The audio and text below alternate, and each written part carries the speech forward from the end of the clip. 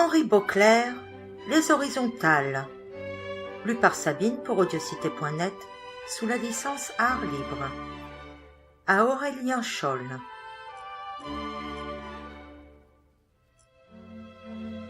Les feux du ciel de lit, et le vent soupirant sous le frais sycomore allait tout parfumé de Sodome à Gomorre. Victor Hugo, Oriental. Chapitre 1. Or, le calme du soir et l'ombre étant venus, comme au ciel scintillait l'étoile de Vénus, Paris, prince de la débauche, s'étendit sur son lit de velours et cria « Fini le sérieux. Toi, viens, Luxuria, compagne fidèle, à ma gauche. » Luxuria s'assit auprès du vieux Paris. « Eh bien, Luxuria, tu n'as donc rien appris de neuf, toujours même rengaine, et nous allons encore, ainsi que chaque nuit, boire au même flacon. Vraiment, un soir d'ennui, j'irai me jeter à la Seine. »« Ah, vous ne savez pas goûter votre bonheur, répondit sa compagne. Il est vrai, doux seigneur, que la rose est toujours la rose. Pourtant, depuis qu'Adam avec Ève a rêvé, malgré toute recherche, on n'a pas mieux trouvé, et c'est toujours la même chose. »« Sufficite, dit Paris. D'ailleurs, je suis dispos. C'est la loi que le loup dévore les troupeaux de moutons dans la plaine immense. À moi, loup, les beautés brebis. » Luxuria, se levant, souleva les rideaux et cria « Viva, que la fête commence !» Chapitre 2.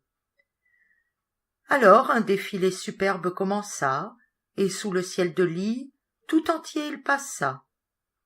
Chapitre 3. Elles trottinent par groupes, joyeuses, folles, le soir, tortillant leurs maigres croupes, encombrant tout le trottoir. Elles sortent des passages, plumes en apprentissage, ou bien fleurs à moitié sages, et ne demandant qu'à choir. Blanchisseuses et cousettes, elles trottent, elles vont, tout en faisant des risettes. Sur le boulevard profond, elles trottent, et sur elles, peu craintives tourterelles, le vautour aux ailes noires, paillard, vieux ou jeune, fond. Or, une large voix du fond du lit venue. « Bravo, Luxuria, ça va bien, continue. » Chapitre 4. Des fiacres. Il en vint à ne plus les compter. Alors Luxuria, dans l'ombre, fit monter toutes les femmes adultères. D'aucunes, en tremblant, franchissaient les degrés, pâles, avec des yeux de fièvre dévorés. D'autres, avec des airs austères. Tout y passa, la goule ardente au corps de feu, l'épouse langoureuse au front pur, à l'œil bleu, qui pêche en disant ses prières. Des femmes de 30 ans, divines ô Balzac, d'autres, ô monstrueux, qui n'avaient pas le sac pour leur dette de couturière. « Fichtre !» cria Paris, « ça va de mieux en mieux. Mais maintenant, il faut nous servir du joyeux. » Chapitre 5. Et par une portière à demi soulevée, entrèrent des clameurs folles et les accords cascadeurs et vibrants de l'Évo et d'Orphée. L'alcôve reçut une avalanche de corps.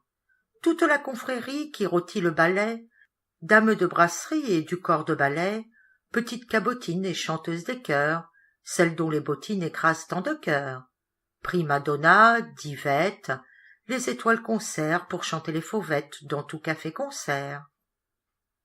Les belles qui ne filent pas plus que les lys blancs, et chaque soir défilent en quête de galants, entrent avec furie dans l'alcôve au complet, toute la confrérie fait flamber le ballet.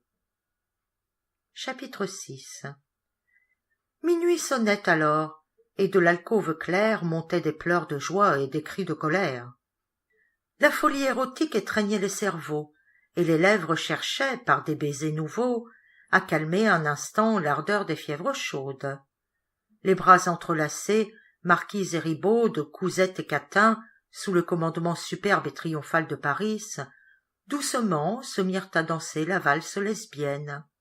« Ça va bien, dit Paris, quelle joie est la mienne !»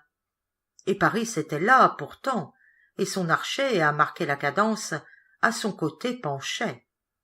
Les valseuses, avec leurs paupières mi-closes, en passant, effeuillaient le long du lit des roses. Leur grâce était sans force et leur sourire vain.